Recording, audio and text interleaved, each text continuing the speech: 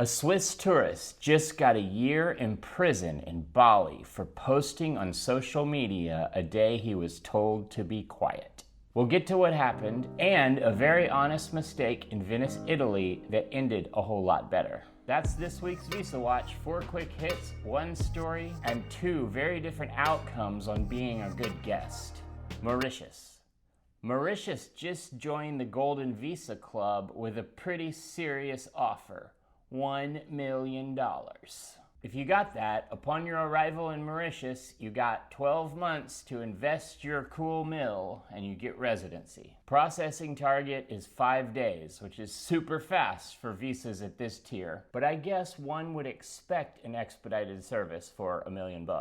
The government foresees that they'll have 100 approvals a year. And Americans are already the largest group applying. There's now a tropical one with a much higher bar to clear. Sweden. Sweden just made its permanent residence path harder this month. A higher income threshold and a longer minimum stay before you can even apply. Scandinavia was never the easy option, but this pushes Sweden into a stricter category like its neighbors. Portugal, a reality check.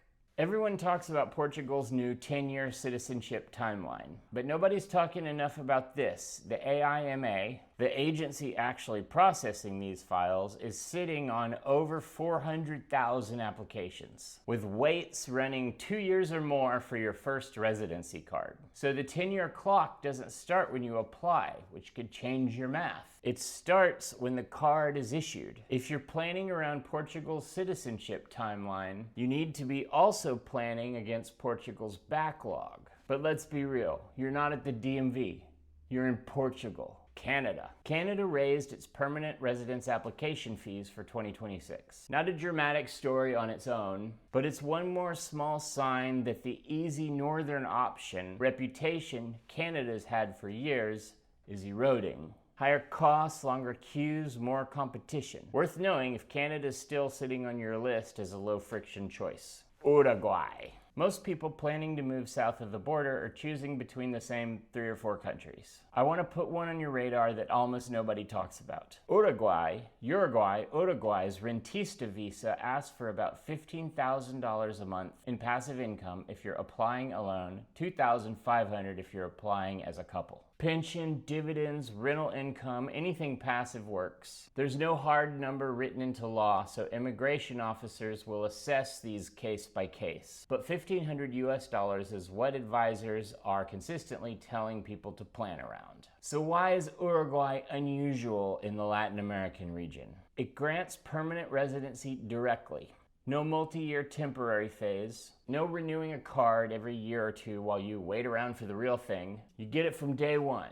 Day one, you'll be making videos in Montevideo. Most of Latin America makes you earn permanent status after a while as temporary status. Uruguay just skips that part. Citizenship comes with Uruguayan family ties after 3 years, no ties, 5 years, both fast by regional standards. And starting this year, there's a tax incentive worth knowing about. 10 years completely tax-free on foreign income, or a flat 7% if you'd rather not deal with the clock running out. The trade-off, processing takes 12 to 24 months. You have to apply in person in Montevideo, and Uruguay wants a specific document, a notarial income certification from an Uruguayan public notary, not just bank statements. So if you show up with 6 months of bank statements thinking that's proof of income, it ain't. Missing that detail alone can add months to your timeline. Uruguay isn't flashy. It isn't on the top of anyone's dream destination lists. But permanent residency on day one, a tax incentive, business friendly, and one of the more stable countries in South America is a combination worth knowing about even if it's not the one that's most talked about. Good guest, bad guest.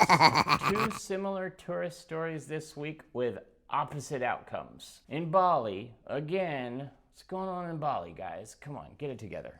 A Swiss tourist posted social media videos of himself outdoors during Neypi, N-E-Y-P-I, the island's sacred day of silence. On this day, everyone does a vow of silence as part of their culture and religion, and you got this guy influencing away, Instagramming, TikToking on the day where residents are required to stay home and be quiet.